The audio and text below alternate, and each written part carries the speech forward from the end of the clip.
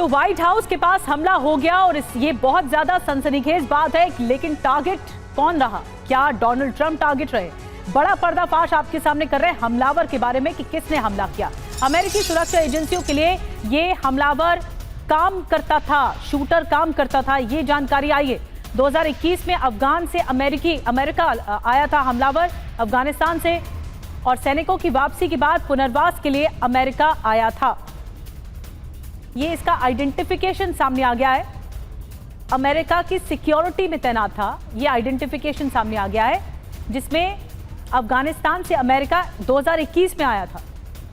इस हमलावर की पहचान और ज्यादा सामने आ गई है।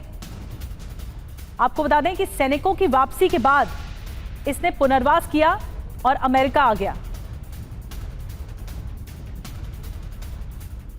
अब आपको बताते हैं जो हमलावर, जो शूटर हिरासत में है, वो कौन है। हमलावर रहमानुल्लाह लखनवाल कौन है? अमेरिकी सुरक्षा एजेंसियों के लिए काम करता था। यूएस इंटेलिजेंस ने ट्रेनिंग दी और तैयार भी किया इसे। अफगानिस्तान में यूएस सैनिकों के लौटने के बाद अमेरिका आया। ऑपरेशन एलाइज वेलकम के तौर पर अमेरिका आया और अमेरिका के वॉशिंगटन के बेलिंगहम शहर में रहने लग गया और 2025 में हमला कर देता है। वॉशिंगटन में व्हाइट हाउस के पास फायरिंग का मामला। एक और बड़ी बात यह है कि 2 नेशनल गार्ड के सदस्यों को गोली लगी है। पुलिस ने हमलावर को हिरासत में लिया है। अफगानिस्तान का रहने वाला है ये शूटर। फायरिंग में शामिल शूटरों की तलाश की जा रही है, यानी इस एक से ज्यादा शूटर है, इसको हिरासत में ले लिया है, बाकियों की तलाश की जा रही। तो पहले अमेरिका सुरक्षा में काम करता रहा, उसके बाद व्हाइट हाउस के पास फायरिंग का मामला, यानी चप्पा चप्पा व्हाइट हाउस का ये जानता था।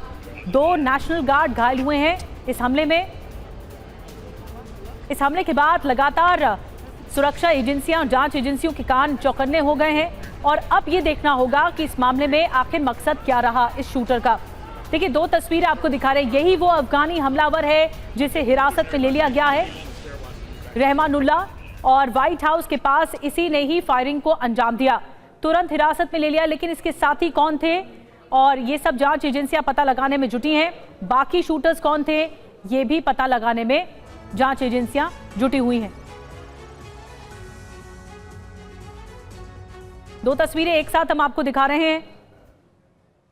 डोनाल्ड ट्रंप का बयान भी हम आपको सुनवाएंगे, लेकिन सनसनीखेज खबर है और अमेरिका में हड़कंप मचा हुआ इस घटना के बाद सुरक्षा ज्यादा चाक चौबंद कर दी गई है। अब हम आपको व्हाइट हाउस के पास जो हमला हुआ डोनाल्ड ट्रंप का बयान सुनवाने जा रहे हैं। ट्रंप ने हमले को आतंकी हमला करार दे दिया है। वॉशिंगटन में फायरिंग पर ट्रंप की चेतावनी सामने आ गई है। हमलावरों को कीमत चुकानी होगी, ये डोनाल्ड ट्रंप का कहना है। ट्रंप ने वॉशिंगटन में 500 नेशनल गार्ड तैनात करने के आदेश दे दिए हैं। अमेरिका को फिर पूरी तरह सुरक्षित बनाएंगे, ये डोनाल्ड ट्रंप का कहना है।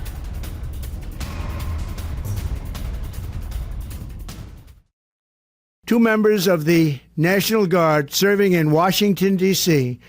were shot at point-blank range in a monstrous ambush-style attack just steps away from the White House. This heinous assault was an act of evil, an act of hatred, and an act of terror. It was a crime against our entire nation. It was a crime against humanity. और America में gun culture से दहशत पहले ही मची हुई है। ऐसा कोई महीना नहीं है गुजरता जब वहां शूट आउट ना होता हो। इस साल अमेरिका में अगर आपको बात बताएं 2025 की 374 मास शूटिंग हुई है और करीब 366 लोगों की जान चली गई। 1600 से ज्यादा लोग घायल भी हुए हैं इसी शूटिंग के दरमियान। 28 जुलाई को मैनहट्टन में शूट आउट हुआ था जिसमें 5 लोगों की जान चली गई थी। इस साल 17 अप्रैल को फ्लोरिडा स्टेट यूनिवर्सिटी में सरेआम फायरिंग की गई थी। वो घटना भी सन्न कर देने वाली थी। इसमें 2 लोगों की मौत हो गई थी। 13 अक्टूबर को south Carolina high school event में शूट आउट हुआ था जिसमें 12 निर्दोषों की जान चली गई थी। फिर 30 सितंबर को लुसियाना में शूट आउट हुआ जिसमें 9 लोगों की जान चली गई और फिर अब जाकर ये शूट आउट हुआ है। अब देखना होगा कि इस मामले में अमेरिकी सरकार क्या करती है।